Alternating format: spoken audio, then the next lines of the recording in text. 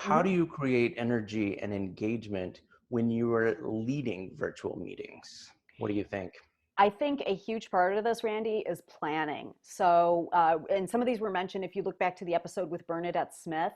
We don't always just have to be Mayor Swallow, Randy Ford. Why not add something to your name as the leader of the meeting? Ask people to change their Zoom names and add a little fact about themselves, like vegetarian or Disney collector or part-time DJ. Tell something about yourself. We used to have the name tents when we would go into meetings at work and write our name, or the facilitator might say, oh, put your department on there or how long you've been with the company.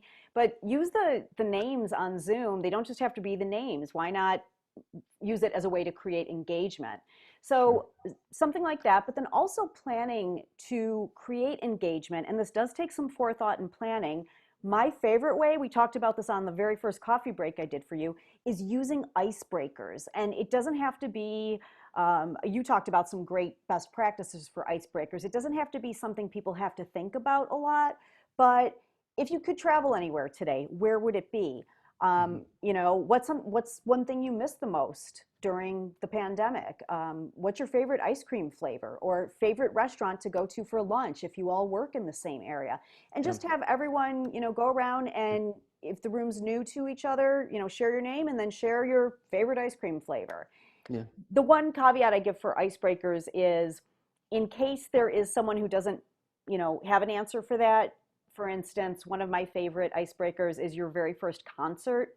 I've had clients who've never been to a concert before. Then I say, okay, tell me your favorite movie then. You give them an option if you need to, but Mhm. find a way to make that engagement, not just let's sit here and talk about the meeting stuff.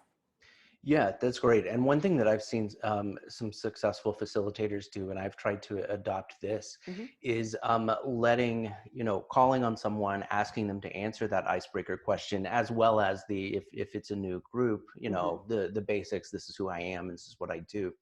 And then that person picks the next person to go, I love uh, that. which is Passing. yeah, which is kind of a an interesting thing that I never really had thought about, and I definitely wouldn't think about doing that in an in-person setting. But it definitely works when you're looking around the Brady Bunch, Hollywood Squares kind of format at the other faces and picking out who should go next. Yeah, And I think going back to your point of planning, I think it's also letting the people in the meeting know. I think an agenda is more important than it is for an in-person meeting. People need to know absolutely. how long are they going to be sitting here, what is going to be expected of them, and at what point. Yeah, I think those are all great tips. And that will also, because they know what's coming, they'll be a little more on their toes, a little more engaged, a little more aware. Yeah. Whereas I think you're right. It's maybe in a in-person meeting, we could maybe get away with not having the agenda.